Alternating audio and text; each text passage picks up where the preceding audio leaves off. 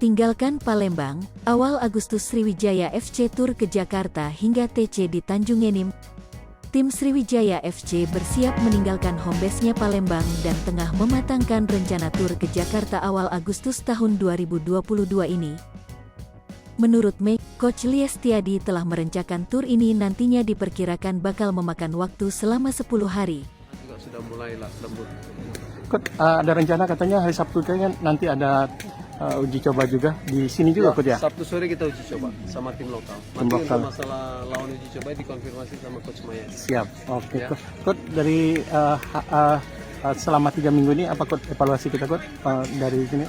Tetap kondisi fisik, kemudian juga pemahaman taktik pelan-pelan sudah kita masukkan. Itu, Coach ya. Oke, Coach. Sukses selalu, Coach. Ya, makasih, Coach. Makasih. Ketika ditanya wacana selepas tur ke Jakarta bakal langsung persiapan TC Sriwijaya FC di PTBA Tanjung Enim, Mahyadi tak menampik ada rencana tersebut selagi nantinya itu memungkinkan. Apalagi dari David FC ya? Dengan David FC ya. Satu lagi Bayangkara. Bayangkara Sriwijaya nyebutnya ya? Iya, iya. 2 ya? 2 tim. Apa ini untuk masih tetap targetnya masih fisik kita ya, sasaran kita melihat fisik pemain untuk ya, di sini. Otomatis kita masih lihat target untuk fisik, chemistry pemain juga. Chemistry pemain ya. Kita persiapan nanti tour ke Jakarta. Jakarta ya. Rencana tanggal 1, Coach ya?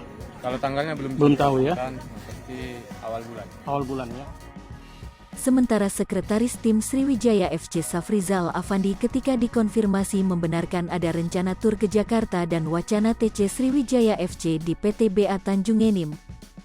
Safrizal mengatakan kalau dari tim kepelatihan perkembangannya Coach Liestiadi berharap tur keluar Sumsel. Itu selama 7-10 hari bertemu dengan 3 hingga 4 lawan tanding yang levelnya sebanding dan di atas SFC, tim-tim Liga 1, walaupun lapis keduanya tidak masalah. Liestiadi mengatakan, jadi kita latihan 2 minggu apa yang mau dicari? Ia hanya melihat kondisi fisik, pergerakan mereka, itu aja.